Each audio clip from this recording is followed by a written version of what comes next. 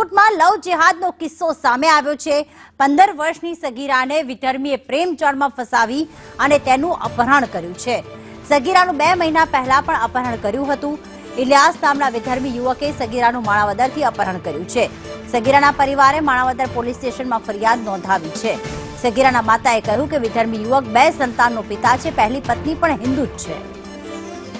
मारो दीकरो है 11 वर्षनो एने अमने जाण करी એટલે અમને શંકા ગઈ। થોરાડા પોલીસ ચોકીમાં અમે અરજી આપી ત્યારે અમને પાકે પાયે ખબર પડી કે એના ભેગી જ છે મારી દીકરી। આ ઇલિયાસ કેવો છે પરિવારમાં? કોઈ તમે સંપર્ક કર્યો કે ચેક કર્યું કે હું ના બેકગ્રાઉન્ડ છે એનું બેકગ્રાઉન્ડની અમને કોઈ પણ વાતની ખબર નથી। એના ઘરમાં હા થોડી ઘણી અમને જાણ મળી કે એક એની ઘરવાળી છે, 2 એને દીકરાઓ છે।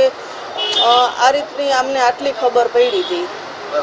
ઇલિયાસ અગાઉ કે જે ઘરવાળી હે કઈ જ્ઞાતિની છે? કઈ તમારી વાતચીત? અમને થોડી ઘણી એટલી ખબર પડી કે એ અમારા સિંધી લુવાણા નાતની અમારી જ્ઞાતની જ છે એની ઘરવાળી પણ।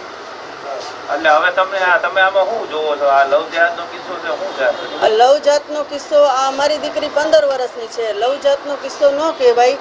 આ એક મોમેડિયન છોકરાએ એને આ ફસાવી છે નાની ઉંમરમાં। અમારા આવા પૈસા પણ ઘરમાંથી નીકળ્યા એટલે એકદમ ક્લિયર વાત છે કે ફસાવીને એની પાસે પૈસા હેઠવા દીકરીનો ગેરઉપયોગ કરવો અને આ રીતે એને માણાવદર ગામમાંથી પણ લઈ ગયો છે। એટલે એને એનું ગેરઉપયોગ જ ટૂંકમાં કરવો છે। હજી એની ઉંમર નથી। ઉંમર થઈ ગયા પછી અમારી દીકરી સાથે શું કરશે, વેચી નાખશે કે એને શું કરશે એ અમને પણ ખબર નથી। પોલીસ પાસે સરકાર પાસે શું અપેક્ષા છે તમારી?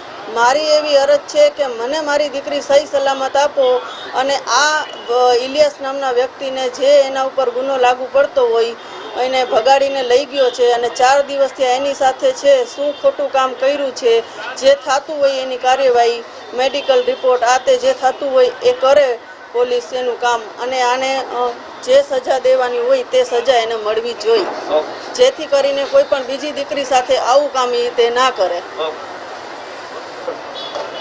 હા ભાઈ, તમારી સગીર દીકરીને કોઈ વ્યક્તિ લઈ ગયા છે તો શું આખી ઘટના શું હતી ને શું લવ જેહાદનો કિસ્સો છે? શું છે તમારી માંગ? શું છે તમારી?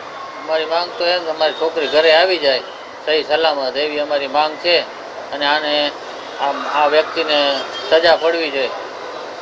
આ લવ જેહાદનો વિકસો ન કરે, આ બધું એને હલવાડવાના ધંધા કર્યા છે। બરોબર। અને આ છોકરી તમારી પાછી નહીં આવવા માંગે તો? છોકરી તો હવે છોકરી નો આવે એવું તો ન થાય પણ એને એના માટે કંઈક કરી મૂક્યું છે એટલે એનું જ નામ લે છે, અમારું નામ નથી લેતું। બરોબર। શું અપેક્ષા તમારી સરકાર પાસે, પોલીસ પાસે સામે જોવા? અમારી અપેક્ષા એમ છે કે અમારી છોકરી અમારી પાસે આવી જાય ને આવો કદમ કોઈ બીજી દીકરી માટે ન થાય એવી અમારી અપેક્ષા છે। હિન્દુ સંગઠનો પાસે કઈ અપેક્ષાઓ છે?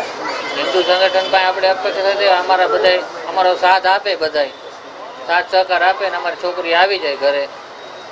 સાથ સહકાર શેનો જોઈએ તમારી? સાથ સહકાર આપણે હિન્દુ છીએ એટલે આપણે એટલો સાથ સહકાર બધા માંગીએ કે અમને સાથ સહકાર આપે। છોકરી 15 વર્ષની છે ને આ ભાઈ જે એને લઈ ગયો છે એ 2 છોકરાનો બાપ છે એવી અમારી અપેક્ષા છે।